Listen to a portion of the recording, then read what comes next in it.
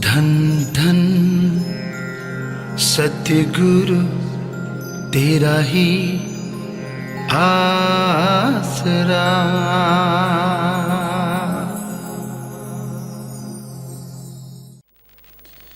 मालिक के साजनवाजे प्यारे सासंग जियो, कलयुग के समय में इंसान बेचैन है, गमगीन है, परेशान यानी टेंशन में है। फैसला डिसीजन ले नहीं सकता, डबल माइंड रहता है,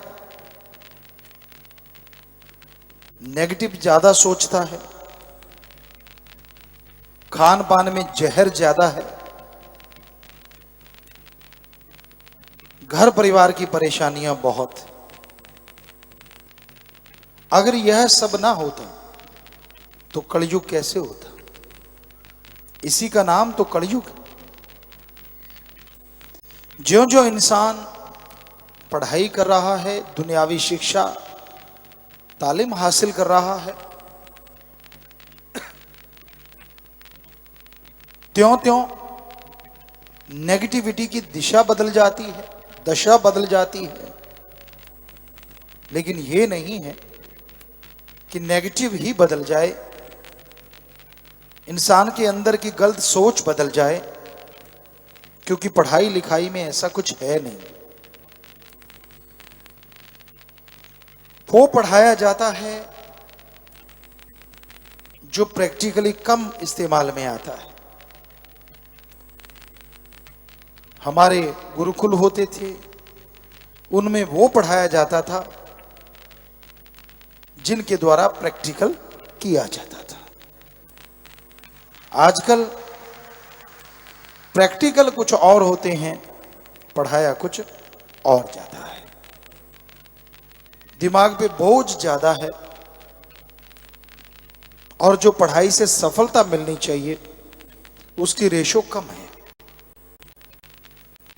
होना यह चाहिए कि बच्चा जिस फील्ड में जाना चाहता है उस फील्ड को चुन ले, अच्छी लैंग्वेज का ज्ञान हो, मैथमेटिक्स का ज्ञान हो, साइंस का ज्ञान हो, और उसके बाद वो जीवन में लक्ष्य निर्धारित करके उसकी तरफ बढ़ता जाए, तो देश भी और समाज भी सफलता के चरम सीमा पे पहुंच सकता है। इंसान पढ़ा कुछ और है, रियल लाइफ में कर कुछ और रहा है। कईयों को तो कॉलेज में जाते प्लस 2 में क्या पढ़ा था याद ही नहीं। कॉलेज पढ़ गए तो पहले क्या था वो याद नहीं, और उसकी जरूरत भी नहीं याद करने की, तो फिर वो पढ़ाया ही क्यों?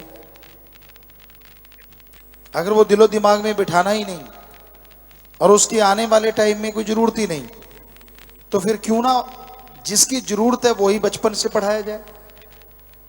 और इंसान पता नहीं सफलता के कितने झंडे गाड़ दे, उस सब्जेक्ट को लेके, उस विषय को लेके वो पढ़ता जाए तो तरक्की बेहद ज्यादा करेगा।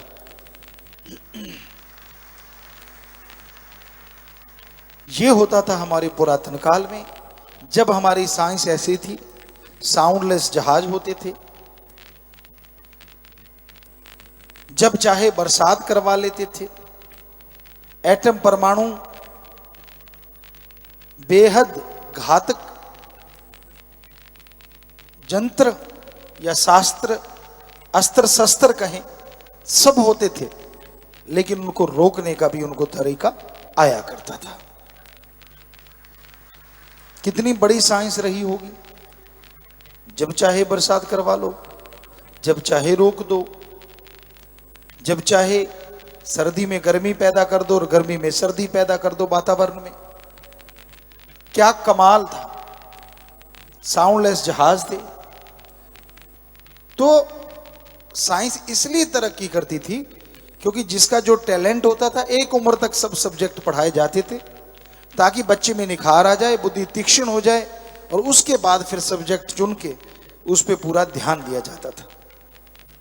और कई बार तो शुरुआत में ऐसा था कि वो सब्जेक्ट शुरू से ही पढ़ाए जाते थे जो पूरी लाइफ में काम आने वाले हैं, और साथ में दूसरा ज्ञान करवा दिया जाता था। तो हम नहीं कहते कि आज की पढ़ाई गलत है, लेकिन पहले हमारे देश की, हमारी संस्कृति की जो पढ़ाई थी वो आज से बहुत ज़्यादा आगे थी और बहुत ज़्यादा साइंस हमारी बड़ी थी, ये हम आपको गारंटी दे सकते हैं। एक ही गुरु राजा भी बनाता था, दुकानदार भी बनाता था, बिजनेसमैन भी बनाता था, मंत्री भी बनते थे, व्यापार भी होता था और लेक्चरार भी होते थे। सब कुछ एक में इतने टैलेंट होते थे, तभी उसके शिष्यों में भी अनेक टैलेंट होते थे। अब एक एक ही सब्जेक्ट को बोझ समझ के पार कर रहा है, तो बच्चे भी तो बोझ समझ के ही पार करेंगे ना। तो आज के दौर में पढ़ाई का ये दूसरा असली पढ़ाई से हम दूर होते जा रहे हैं। हमारे धर्मों में पवित्र वेदों का पाठ कराया जाता था ताकि इंसान इंसान जरूर बने, शैतान ना बन जाए। इंसानियत में गुण क्या होते हैं, दूसरों का भला कैसे करना है, हमारी सभ्यता क्या है, बोलने का अंदाज क्या है, व्यवहार कैसा होना चाहिए, सत्कार करना करवाना कैसे चाहिए, ये हमारी सभ्यता में सिखाया जाता था। राम से प्यार, अल्लाह वाहिगुरु गॉड खुदा रब, जिसके अरबों नाम पड़ गए, सबसे पहले रम था और फिर राम, तो उससे प्यार करना सिखाया जाता था ताकि इंसान का आत्मबल बुलंद रहे और वो आत्मबल के सहारे, विल पावर के सहारे दुनिया की तमाम परेशानियों को, तमाम दुख तकलीफों को दूर कर सके। आज वो सब्जेक्ट ही हट गया है। आज तो बच्चा गर्भ में होता है, माँ बाप पहले सोचते हैं ये क्या बनेगा, ऑफिसर बनेगा, फलां बनेगा, बिजनेसमैन बनेगा, यानी नोटों की मशीन बनाना पहले शुरू कर देते हैं। वो इंसान बनेगा कि नहीं बनेगा इसके बारे में कोई ध्यान नहीं देता। और पुरातन हमारी सभ्यता ये थी, पहले सोचा जाता था कि ये इंसान बनेगा, बाकी तो गुरुकुल में गुरुदेव बनाएंगे जो बनेगा, और है भी सच। अब जिस बच्चे की जिसमें रुचि है, मान लो एक धावक बनना चाहता है, दौड़ना चाहता है, और आप उसे पढ़ाई का कीड़ा बना के रख दिया, तो वो ना पढ़ पाता है और ना ही धावक बन पाता है और जिंदगी खत्म। एक बहुत पढ़ना चाहता है और उसके माँ बाप प्लेयर है, नहीं जी तुझे तो खेलना ही है, तो ना वो पढ़ पाता है ना खेल पाता है। तो पहले जो गुरु जी हुआ करते, गुरुदेव, गुरुकुल में जो होते थे, वो टैलेंट को पहचानते थे, उस टैलेंट के अनुसार बच्चे को शिक्षा दी जाती थी। ये शाहूकार, ये इंजीनियर, ये राजा के गुण रखता है, वो पहचान जाते थे सच्चे गुरु। चाहे वो चाणक्य का उदाहरण क्यों ना हो, बहुत सारे और भी उदाहरण हैं। तो हमारे सभ्यता में, हमारी संस्कृति में जो इन बच्चे की प्रतिभा के अनुसार उसको शिक्षा देते थे, और वो बच्चा पूरे देश में नाम रोशन करता था, आगे बढ़ जाता था। आज तो कोई प्रतिभा नहीं है, बस जो सब्जेक्ट है उसको रटते रहो, रगड़ते रहो, सबको वो करना ही करना है, चाहे कुछ भी हो जाए। तो इसलिए वो बात नहीं बन पा रही जो संस्कृति सभ्यता में हमारे पहले हुआ करती थी। तो बहुत जरूरी है हमारी पढ़ाई में जो पवित्र वेदों की पढ़ाई, धर्मों की पढ़ाई होती थी, उसको लगाया जाए, ताकि सबसे पहले इंसान इंसान बने, शैतान ना बने और राक्षस ना बने, कम से कम इंसान बने। सैकड़ों % जो ठगी मारते हैं, क्या वो इंसान है? टेबलेट से इंसान ठीक हो सकता है, उसकी जगह ऑपरेशन करते हैं, क्या वो इंसान है? गाड़ी का आधा लीटर डीजल पेट्रोल जलता है, 1 लीटर जलता है 50-60 रुपए का, और 1000 रुपया लूट लेते हैं भोले भाड़ों से कि 1000 रुपया किराया लगेगा, क्या वो इंसान है? क्योंकि इंसानियत तो है ही नहीं। दांव लगे लूट लो, दांव लगे काट लो जेब। इसकी वजह ये है कि इंसानियत का कोई पाठ ही नहीं जानता। आज के छोटे छोटे बच्चों से, पढ़े लिखे बच्चों से पूछ लो, इंसानियत क्या है नहीं पता। सत्संग सुन लिया तो पता, अदरवाइज नहीं पता, क्योंकि पढ़ाई में तो कहीं आता नहीं इंसानियत होती क्या है। अरे कम से कम इंसान क्या है उसकी परिभाषा तो इंसान को सिखाओ।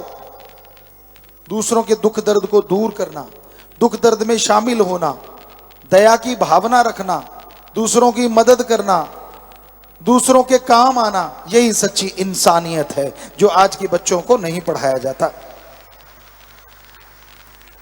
आजकल तो पढ़ाया जाता है कैसे कमाई की जाए, कैसे लूटा जाए। हालांकि वो पढ़ाया नहीं जाता, लेकिन बहुत मास्टर उस्ताद होते हैं जो दिखने में नहीं आते लेकिन ये शिक्षा दे देते हैं।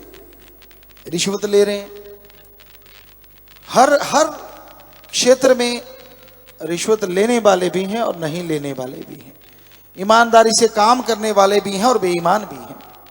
हर क्षेत्र में, कोई भी क्षेत्र इससे छूटा नहीं है। तो भाई जरूरी है ईश्वर का नाम लो और पढ़ाई में ईश्वर के नाम को शामिल किया जाए, ताकि इंसान इंसान बने और पूरी प्रकृति का भला हो, इंसान का खुद का भला हो और घर में खुशियां आए। अगर ऐसा होगा तो पूरे समाज में प्यार मोहब्बत की गंगा फिर से बहने लगेगी। धन धन सतगुरु तेरा ही आसरा।